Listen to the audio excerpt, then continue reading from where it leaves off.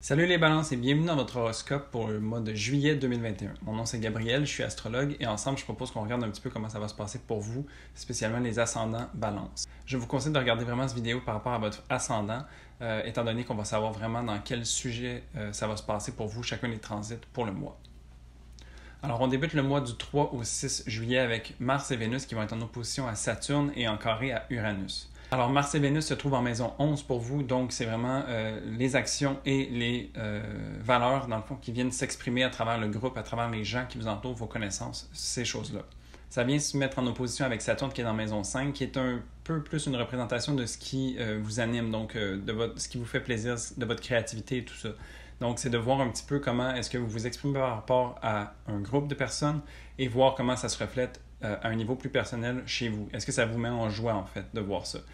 Jusqu'à quel point vous voulez partager peut-être cette créativité-là ou ces plaisirs-là avec les gens qui sont un petit peu plus distants de vous. Le carré d'Uranus, lui, ce qui vient poser comme question à Mars et Vénus, c'est s'assurer qu'on est toujours cohérent. Donc, il y a peut-être cette expression fougueuse avec Mars et Vénus en Lion. Et puis Uranus en Taureau vient poser des questions par rapport à qu'est-ce qui a peut-être besoin d'être transformé, qu'est-ce qui a besoin d'être laissé de côté, etc. Donc, c'est peut-être, étant donné qu'on est très tourné vers l'autre avec l'énergie de la balance, peut-être c'est de voir quel apport on donne aux autres par rapport à soi-même et chercher à trouver une certaine balance là-dedans. Entre le 5 et le 7 juillet, on a Mercure, la planète de la communication, qui est en carré avec Neptune, une planète très spirituelle. Donc pour vous, ça se joue entre la maison 6 et la maison 9. Donc la maison de la routine avec la maison 6 et la maison 9, c'est plutôt la maison des idées plus grandes, d'élargir ses horizons, etc. Donc c'est vraiment de trouver un peu sa voie, en fait, qui a envie d'ouvrir les horizons et d'être plus large par rapport à un quotidien qui est peut-être plus intuitif. Et donc, un carré entre Mercure et Neptune, ça vient créer une certaine confusion. Et donc, peut-être qu'il y a peut-être quelque chose qui manque de cohérence entre ce que vous faites au quotidien et ce que vous avez envie d'ouvrir. Donc, ça serait de voir ça un petit peu. Le 9 juillet, vous avez une nouvelle lune en Cancer qui va se passer en maison 10 pour vous.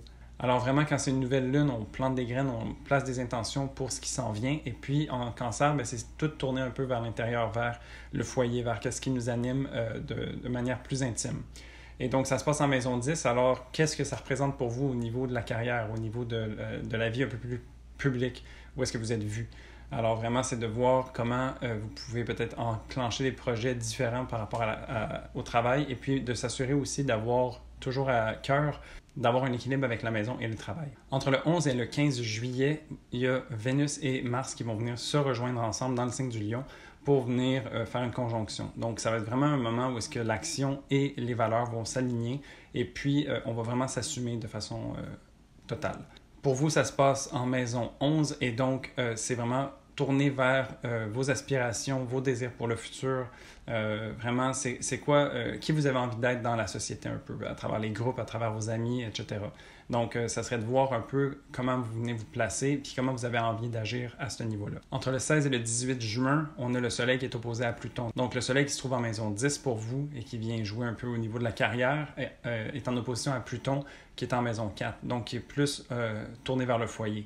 Alors vraiment, une opposition, ça vient poser des questions puis ça vient présenter des challenges. Qu'est-ce qui viendrait vous permettre de grandir au niveau de votre carrière puis de votre étendue publique par rapport à des valeurs qui sont un peu plus personnelles? Donc vraiment, ça va être de voir qu'est-ce qui vient peut-être vous empêcher de vous exprimer pleinement dans la carrière, etc., par rapport à des choses qui sont importantes pour vous au niveau de la famille ou du foyer. Donc c'est vraiment ce genre de questions-là que cette opposition-là vient poser. Pour le 23 juillet, on a la pleine lune en Verseau, une lune tournée vers notre place dans la société. Donc, c'est vraiment de savoir comment on a envie d'être et d'agir de façon un peu plus originale, marginale et unique à travers le monde. Pour vous, ça se passe en maison 5, donc c'est comment ça s'exprime cette créativité-là pour vous? Comment est-ce que vous trouvez votre plaisir? Puis comment est-ce que vous, d'être dans votre plaisir à pleines dents, comment est-ce que ça peut bénéficier les autres qui sont autour de vous? Donc, c'est vraiment ce genre de questions-là que cette lunaison-là va vous poser. Et puis pour finir, on a le 28 juillet, Jupiter qui va revenir en Verseau et donc terminer son travail qui a été entamé au début de l'année 2021 pour venir le compléter. Maintenant qu'on a fait un petit passage dans le Poisson, Jupiter vient terminer le travail. Et donc, encore une fois, c'est au niveau de la maison 5 et puis ça vient nous guider à travers un peu une quête, à travers une envie qu'on a de poursuivre. Et puis, Jupiter vient vraiment nous épauler là-dedans puis nous offrir des opportunités, en fait. Et donc voilà, ça fait le tour un peu du mois de juillet pour vous, les ascendants balance. Je vous souhaite un très beau mois et puis moi je vous dis à dans un mois pour un prochain horoscope. Salut!